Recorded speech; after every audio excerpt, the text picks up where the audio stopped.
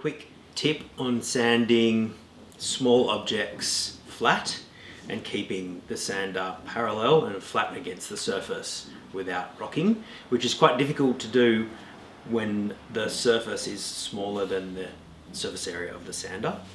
So by using two hands, the sander in one hand and your small piece in the other, if you stick them together, that's very easy for them to stay together parallel and not rock.